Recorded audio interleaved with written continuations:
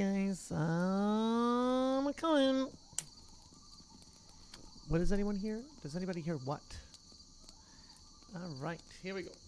Here we go. Hello, my beautiful, beautiful babies. I say we go ahead and get started. This is it. This is the finale. What hurts your ears? What's going on? What do you guys hear? Do you hear something? Let me see. I don't hear anything. I hear fire crackling, my voice, and loons. So I don't think it's on my end. I could test to see if it's on my end. Okay, maybe I can't test. I can test Facebook to see if it's on my end. La la la la la la la la la. You think? I mean, I don't hear anything, so. Here, live now. Let me click on this. La la la. How come Here, live now. I am such an idiot. Yeah, no. How come here, live now? I am such an idiot. See, you heard me double. Yeah, no. Okay. Well, I don't need that on, so we'll put that back. Sorry for whatever hurt your ears, but I promise this time it was not me. But this is it, guys. This is the last chapter of the first Harry Potter book. I can't believe it. I can't believe it. The day has finally come. So, let's review last chapter, Harry Potter and the Philosopher's Stone. We are on book 1, chapter 16. Last chapter, the last chapter that we just did was through the trapdoor. Harry figures out Hagrid was played when he won the dragon because someone needed it taken care of, etc. Harry, Ron, and Hermione get past Fluffy. Hagrid accidentally said, you just play a tune to put it to sleep. This is the first time we hear Hagrid go, I shouldn't have said that. This is the first time. I was waiting for it. It finally happened. So then they do that. They realize somebody's already been through there. Then they have to solve a couple puzzles before having to play human chess. Ron won and was knocked out. Obviously, he wasn't dead considering he was in the rest of the movies. Hermione solves a riddle, which gets Harry to the final chamber. Hermione's like, no, I'll go back. You get through. She not only solves the riddle, she had to, I believe, make potions in order to do so. And that was how we were left off. So Harry went through and was just as shocked as we all probably were when it was neither Snape nor Voldemort. So we could continue now. And let's do this. Let's do this. In fact, let me contact Dylan because I don't think he's here. He was texting me earlier today and starting to read. Okay, habit. Yo. Okay. All right. Here we go. Background art brought to you by yours truly, Habit.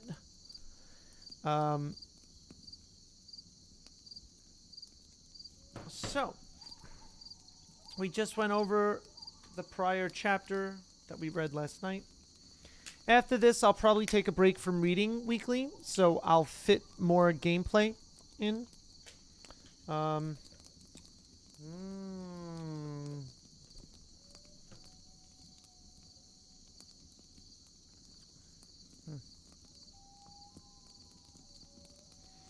Dylan just said, my times suck. I am hurt. I'm getting in my shower right now, so I can't talk, but I can listen to. Okay. All right, here we go. I've been reading aloud all day long, so my vocals are tired. You're probably going to hear that, but this is it. This is the last. Let's do it. So it wasn't Voldemort. It wasn't Snape. Who was it? It was Quirrell? You, gasped Harry. Quirrell smiled. His face wasn't twitching at all. Me, he said calmly. I wondered whether I'd be meeting you, Harry Potter. I wondered whether I'd be meeting you here, Potter. But I thought Snape... Severus? Quirrell laughed, and it wasn't his usual quivering treble either, but cold and sharp. Yes, Severus does seem the type, doesn't he? So useful to have him swooping around like an overgrown bat. Next to him, who would suspect poor stuttering Professor Quirrell? Harry couldn't take it in. This couldn't be true. It couldn't. But Snape tried to kill me. No. I tried to kill you. Your friend Miss Granger accidentally knocked me over as she rushed to set fire to Snape at the Quidditch match. She broke my eye contact with you. Another few seconds and I'd have gotten you off that broom. I'd have managed it before then, I'd have managed it before then if Snape hadn't been muttering a counter curse trying to save you. Damn! I really can't imagine the feeling of reading the books. No idea, with by watching movies. There were no movies. I can't imagine reading the books for the first time and that twist happens and you're just like, Jesus, that was just so well done. And it really was well done. Snape was trying to save me? Of course, said Quirrell coolly. Why do you think he wanted to referee your next match? Oh, man. He was trying to make sure I didn't do it again. Funny, really. He needn't have bothered. I couldn't do anything with Dumbledore watching. All the other teachers thought Snape was trying to stop Gryffindor winning. He did make himself unpopular, and what a waste of time when after all that, I'm going to kill you tonight. Quirrell snapped his fingers. Ropes sprang out of thin air and wrapped themselves tightly around Harry. You're too nosy to live, Potter, scurrying around the school at Halloween like that. For all I knew, you'd see me coming to look at what was guarding the stone. You let the troll in? Certainly. I have a special gift with trolls. You must have seen what I did to the one in the chamber back there. Unfortunately, while everyone else was running around looking for it, Snape, who already suspected me, went straight to the third floor to head me off. And not only did my troll fail to beat you to death, that three-headed dog didn't even manage to bite Snape's leg off properly. Dang. Now, wait quietly, Potter. I need to examine this interesting mirror. It was only then that Harry realized what was standing behind Quirrell. It was the mirror of her eyes. Hey, Papa Ford, how are you? I know, Habit, right? What a twist. We're on the last chapter here. What a twist. Oh, man. There's going to be an ad in a couple of seconds, so I will stop as soon as those ads begin. All right, we'll just be patient. And this is it. This is the last chapter. Once I do finish the book, I will be replacing the reading days for now with games. So I'm just so happy we're getting through with the book here. This mirror is the key to finding the stone, Quirrell murmured, tapping his way around the frame. Trust Dumbledore to come up with something like this, but he's in London. I'll be far away by the time he gets back. All Harry could think of doing was to keep Quirrell talking to stop him concentrating on the mirror. I saw you and Snape in the forest, he blurted out. Yes, said Quirrell idly, walking around the mirror to look at the back. He was on to me by that time, trying to find out how far I'd got. He suspected me all along. Okay. Shall wait for the ads to end to continue. And what's fire, Miro? I'm just curious. This is good. This is good stuff.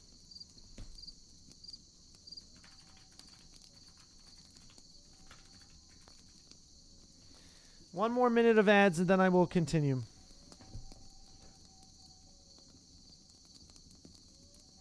I hear you. Oh, man, oh, man.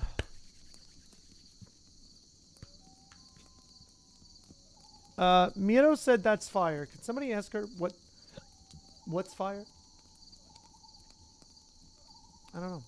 Anyway, I missed our teacher and your brother today. Oh, I know, Habit. I know. I forget now. Might have been maybe my father was a part of the chat or something like that. 20 seconds. I think I'm high. Okay. I just read that in the chat. That's not what I think. I'm not high. I don't do drugs. But oh, Mino said hi on Genshin. All right, fair enough. All right, 3 seconds.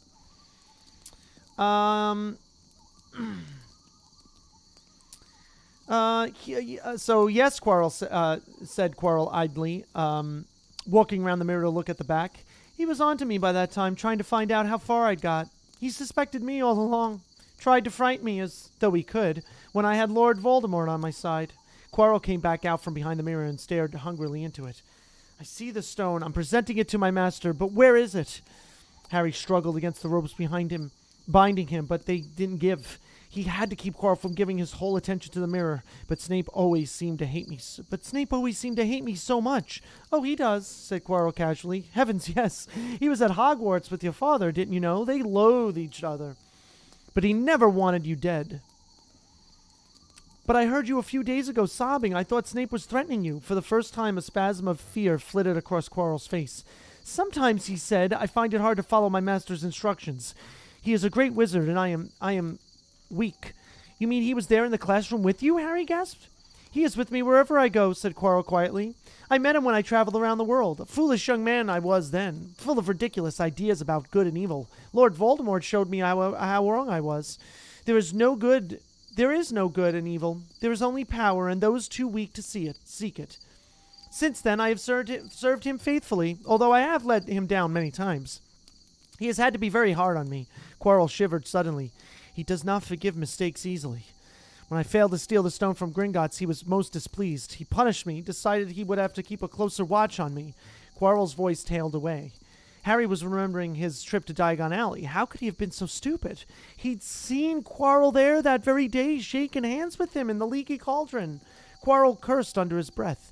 I don't understand. Is the stone inside the mirror? Should I break it? Harry's mind was racing. What I want more than anything else in the world at the moment, he thought, is to find the stone before Quirrell does. So if I look in the mirror, I should see myself finding it, which means I'll see where it's hidden. But how can I look without Quirrell realizing what I'm up to?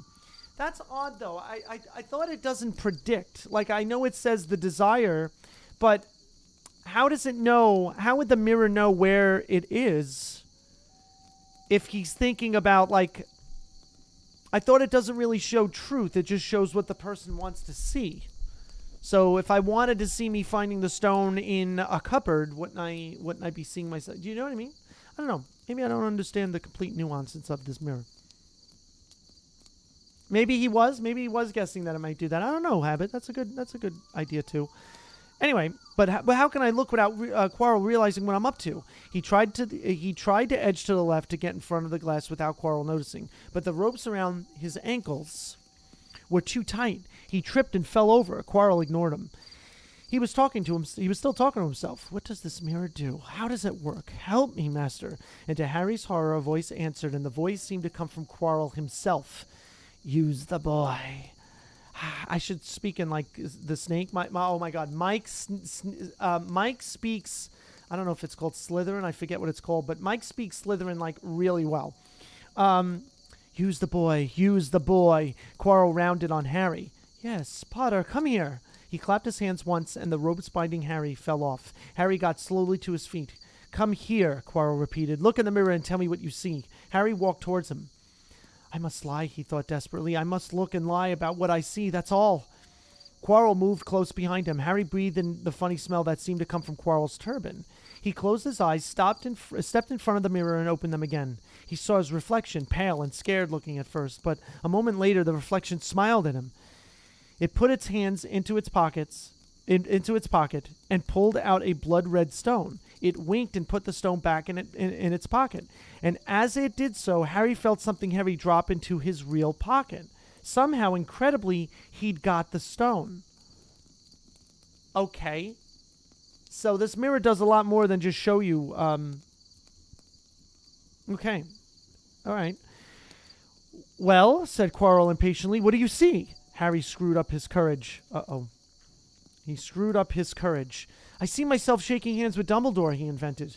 I've won the House Cup for Gryffindor. Quirrell cursed again. Get out of the way, he said. As Harry moved aside, he felt the Philosopher's Stone against his leg. Dare he break for it? But he hadn't walked 5 paces before a high voice spoke through Quirrell, though Quirrell wasn't moving his lips. He lies. He lies. Potter, come back here, Quirrell shouted. Tell me the truth. What did you just see? The voice spoke again. Let me speak to him face to face. Master, you are not strong. Let me speak to him face to face. Master, you are not strong enough. I have strength enough for this. Harry felt as if Devil's Snare was rooting him to the spot. He couldn't move a muscle. Petrified, he watched as Quirrell reached up and began to unwrap his turban.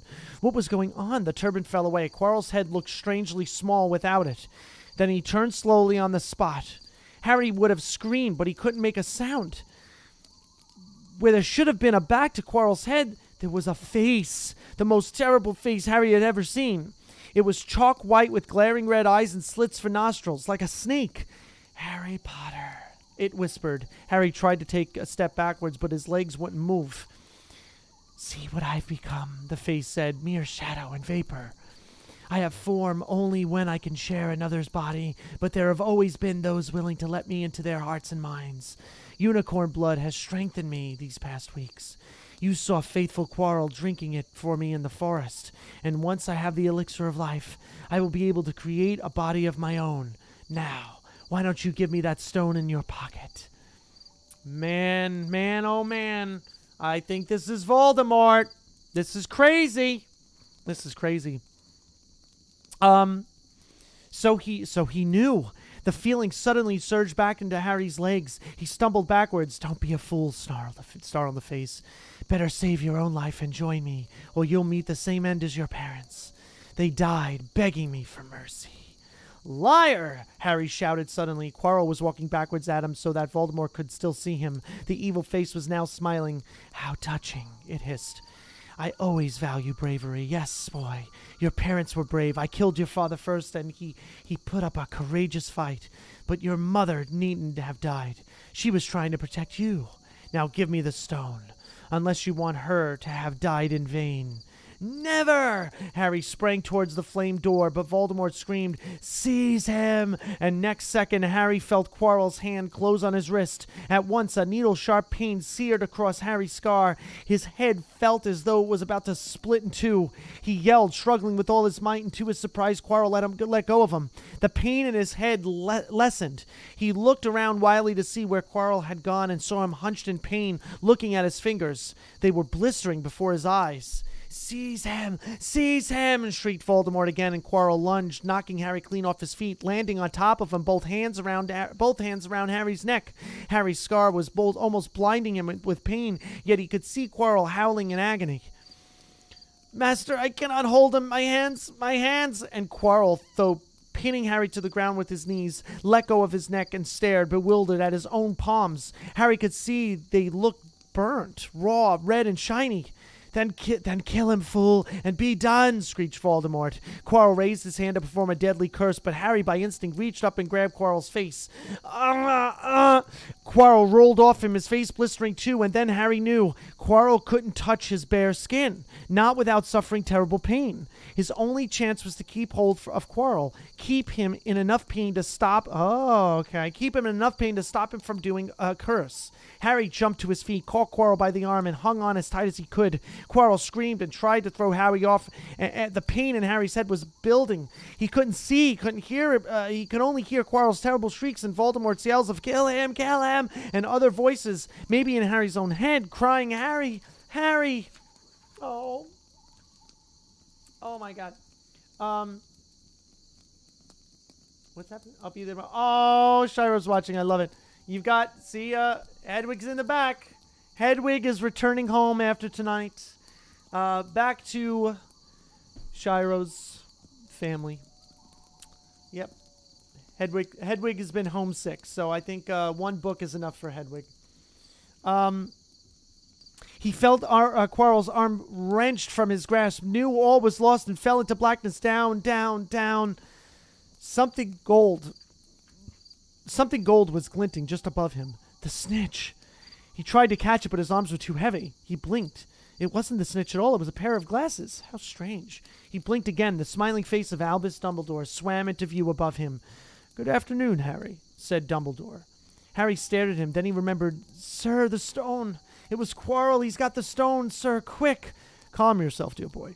You are a little behind the times, said Dumbledore. Quirrell does not have the stone. Then who does, sir?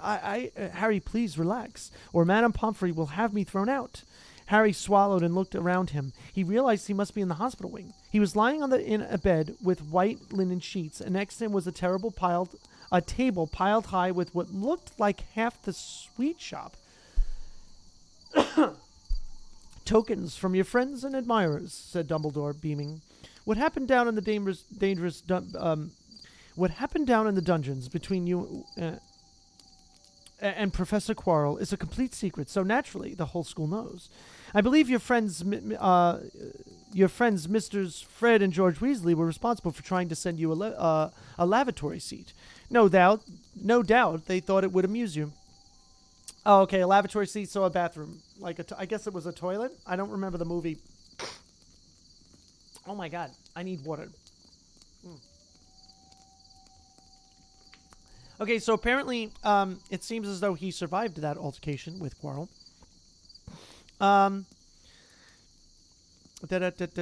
Lavatory seat. No doubt they thought it would amuse you. Madame Pomfrey, however, felt it might not be very hygienic and confiscated it.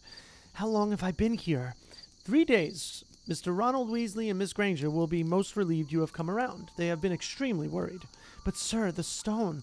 I see you are not distracted. Very well. The stone. Professor Quirrell did not manage to take it from you. I arrived in time to prevent that. Although you were doing very well on your own, I must say. You got there? You got Hermione's owl... We must... Oh, wow. Okay, that's right, because Dumbledore was away. But Dumbledore made it and saved him.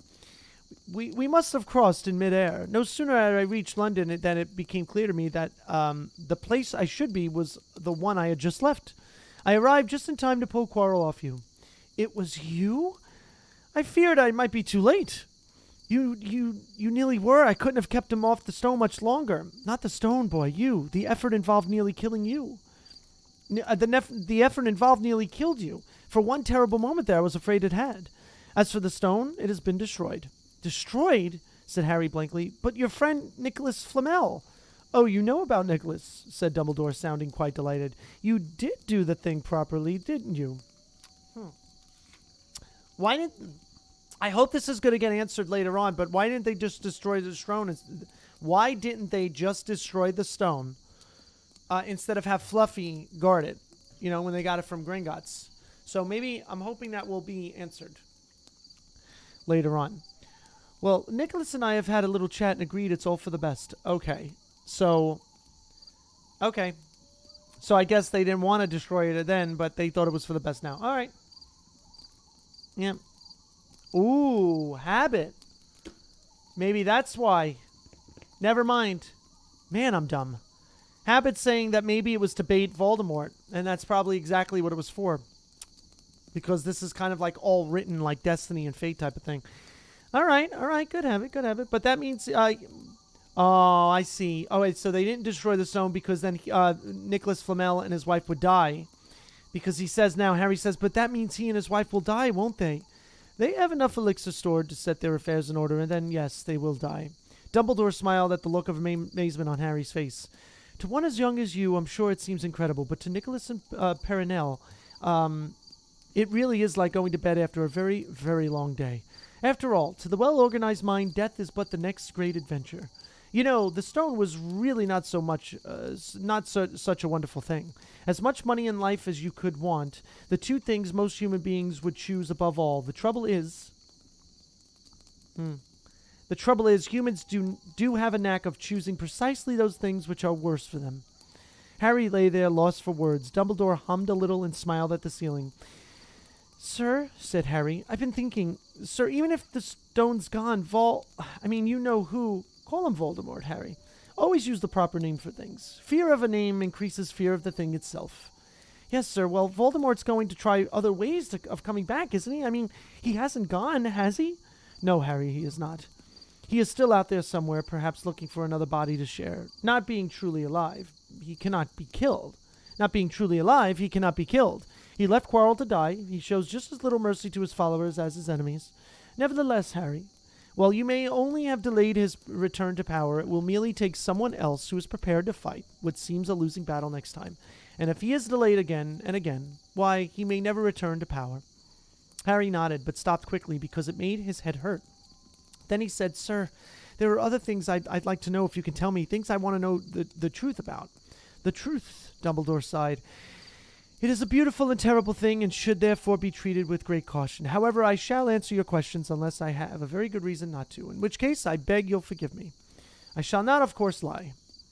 Well, Voldemort said that he only killed my mother because she tried to stop him killing me, but why would he want to kill me in the first place? Dumbledore sighed very deeply this time. Alas, the first thing you ask me I cannot tell you. Not today, not now. You will know one day. Put it from your mind for now, Harry. When you are older, I know you hate to hear this. When you are ready, you will know. And Harry knew it would be no good to argue. But why couldn't Quirrell touch me? Your mother died to save you. If there is one thing Voldemort cannot understand, it is love. He didn't realize that love as powerful as your mother's for you leaves its own mark. Not a scar, no visible sign to have been loved so deeply, even though the person who loved us is gone, will give us some protection forever. It is in your very skin. Quirrell, full of hatred, greed, and ambition, shared his soul with Voldemort. Could not touch you for this reason. It was agony to touch a person marked by something so good. Dumbledore now became very interested in a bird out on the windowsill, which gave Harry time to dry his eyes on the sheet. On the street. Why would they be on the street? I'm losing my mind. Gave Harry time to dry his eyes on the sheet. When he had found his voice again, Harry said, "And the invisibility cloak, do you know who sent it to me? Ah, your father happened to leave it in my possession, and I thought you might like it." Dumbledore's eyes twinkled. "Useful things. Your father used it mainly for sneaking off to the kitchens to steal food when he was here. And there's something else. Fire away." Quirrell said Professor Snape, Harry. "Yes, him. Quirrell said he hates me because he hated my father. Is that true?" "Well, they did rather detest each other. Not unlike yourself and Mr. Malfoy. And then your father did something Snape can never forgive." "What?" "He saved his life." "Huh. So Harry's father saved Snape." "What?" "Yes," said Dumbledore dreamily. "Funny the way people's minds work, isn't it? Professor Snape couldn't bear being in your father's debt. I do believe he worked so hard to protect you this year because he felt that would make him and your father quits." "Huh. Then he could go back to hating your father's memory in peace." Harry tried to understand this, but it made his head pound, so he stopped. "And sir, there's one more thing, just the one. How did I get the stone out of the mirror?" "Ah, now I'm glad you asked me that. Here we go. It's about to get answered. My question from before. Now I'm glad you asked me that. It was one of my many more brilliant, my more brilliant ideas, and between you and me, that's saying something. You see, only one who wanted to find the stone, find it, but not use it, would be able to get it. Otherwise, they just see themselves making gold or drinking an elixir of life.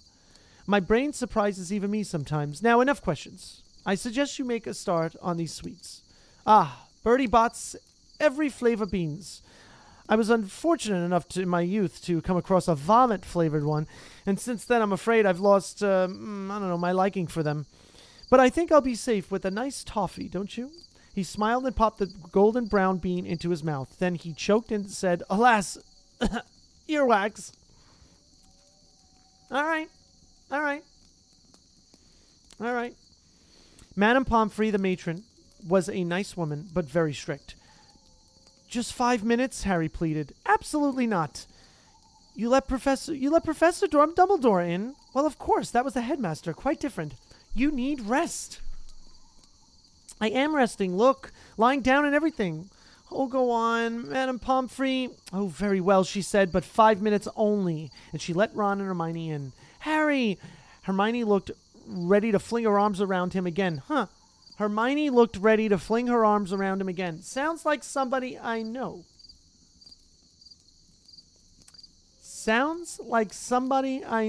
I don't know. Spider monkey-ish? But Harry was glad she held herself in as his head was still very sore.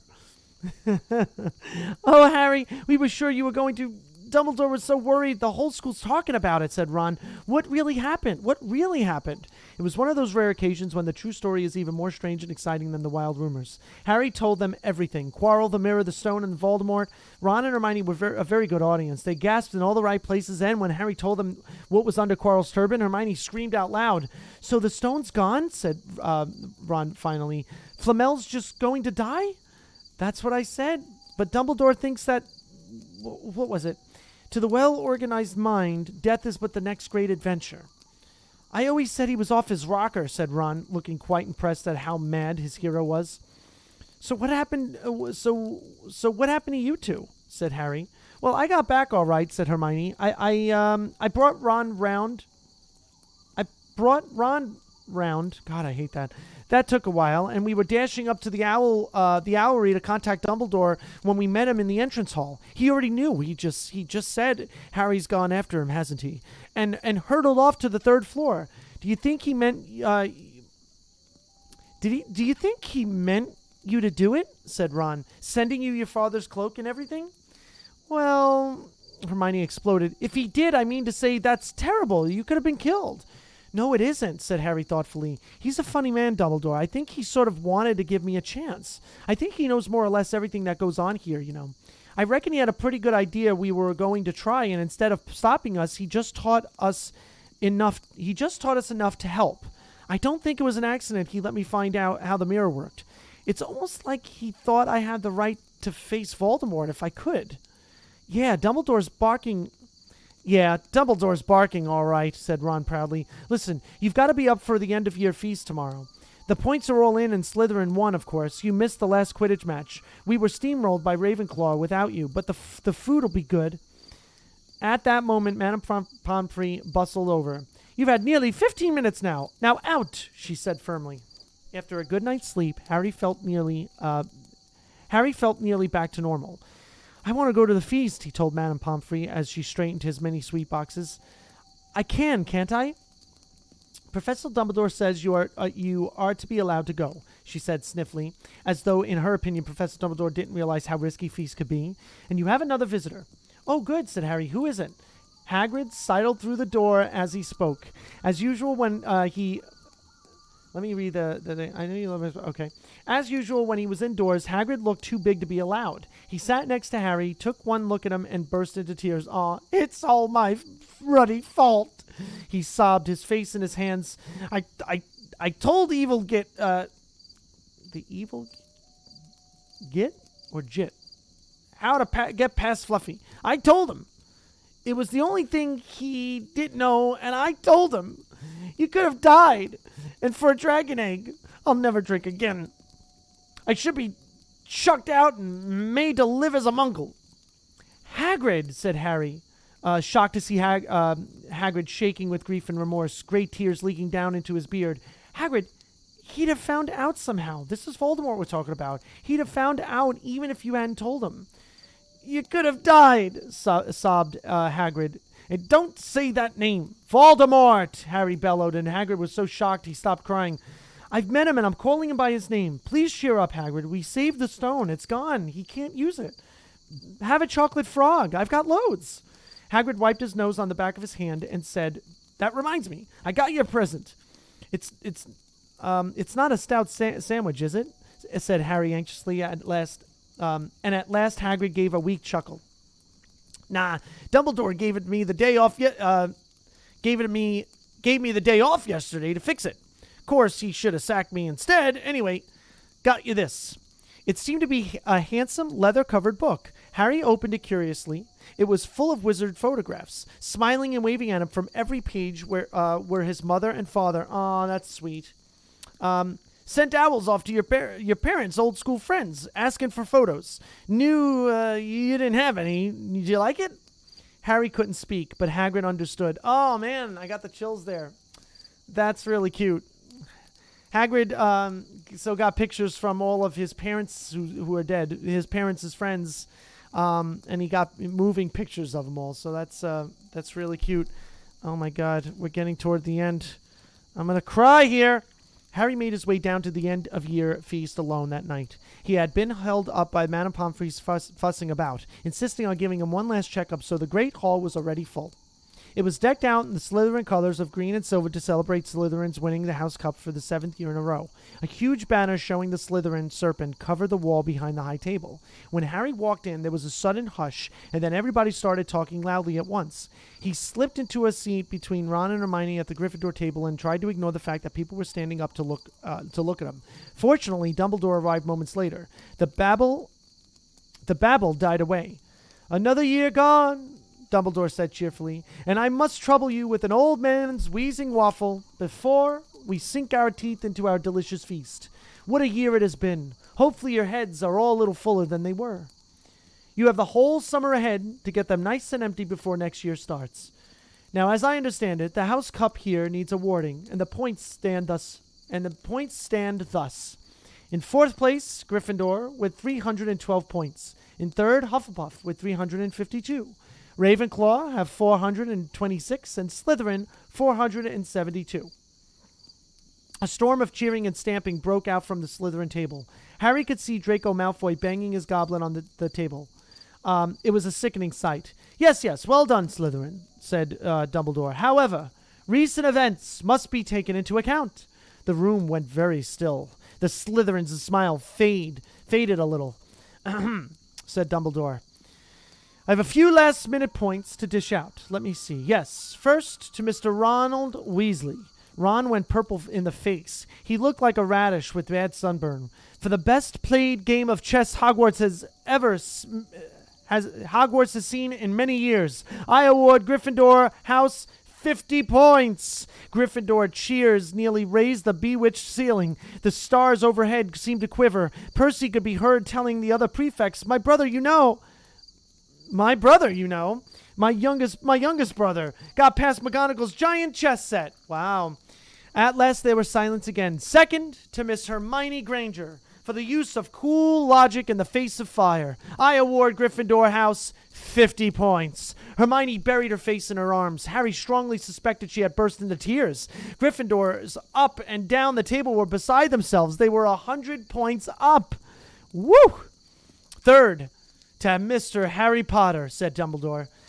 The room went deadly quiet. "For pure nerve and outstanding courage, I award Gryffindor House 60 points. The din was deafening. Those who could add up while yelling themselves hoarse knew that Gryffindor now had 472 points, exactly the same as Slytherin. They had drawn for the House Cup if only Dumbledore had given Harry just one more point. Dumbledore raised his hand. The room gradually fell silent.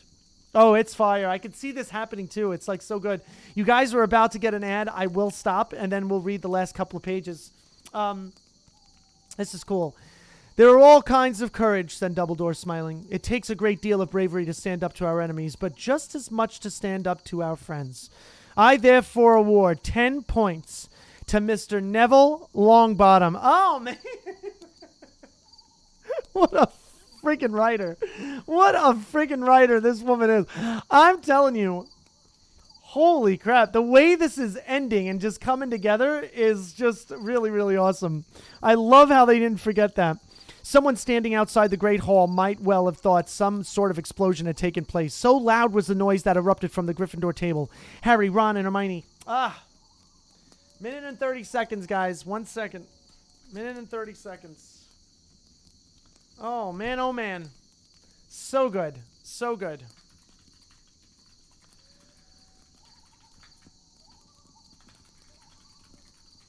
Oh, man, oh, man. Oh, man. So good. So good. All right. I'm just waiting. I am waiting for the ad to end to help those that aren't reading. Oh, man, oh, man, oh, man. This is it. This is it. Good God, that's fantastic. This is very well done. Very impressed. Very impressed. 30 seconds, people. 30 seconds. Oh my gosh. 20 seconds. is going well. It's going well. 10 seconds. Okay.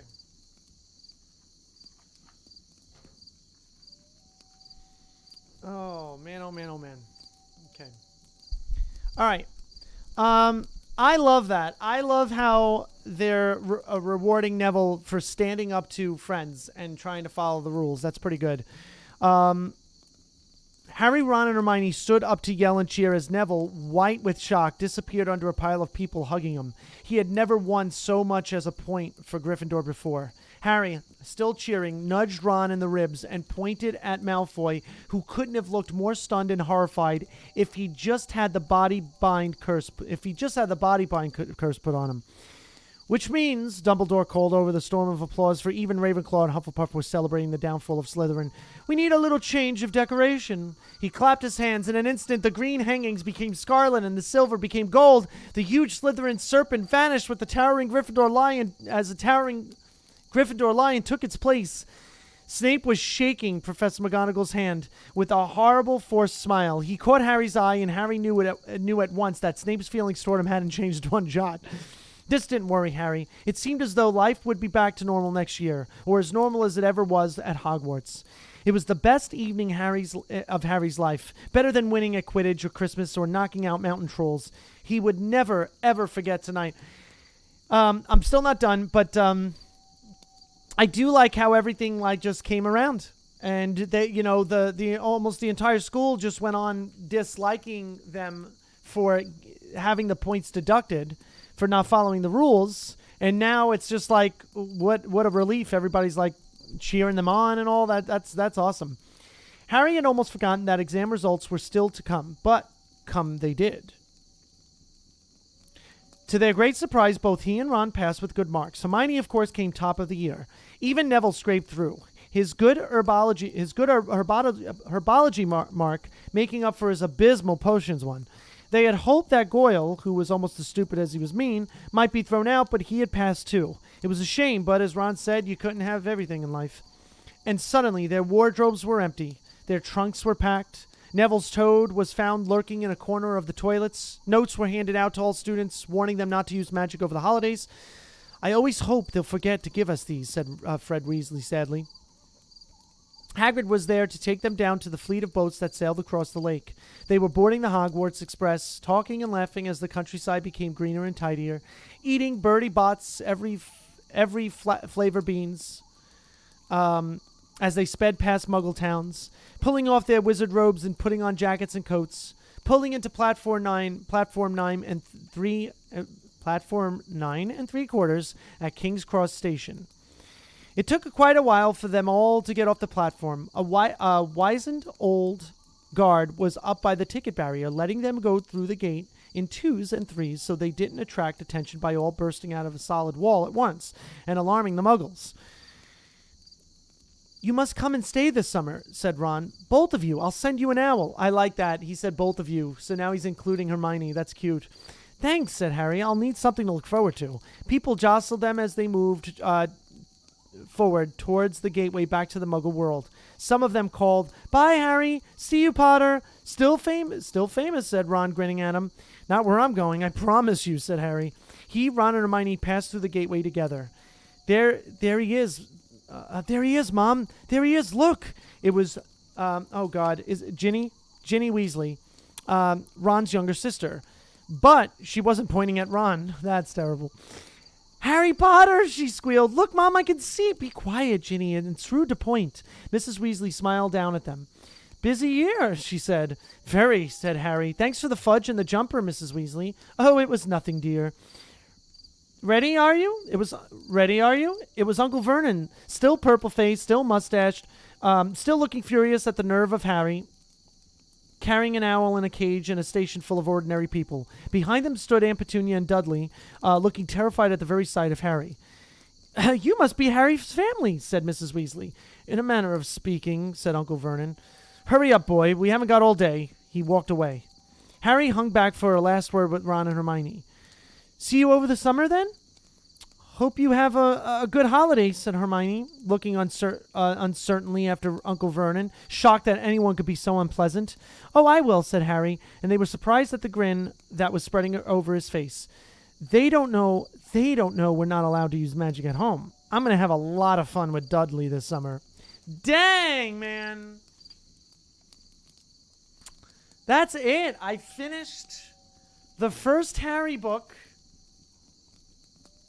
Wow. Huh. Holy crapola. That's fantastic. I finished the first Harry Potter book.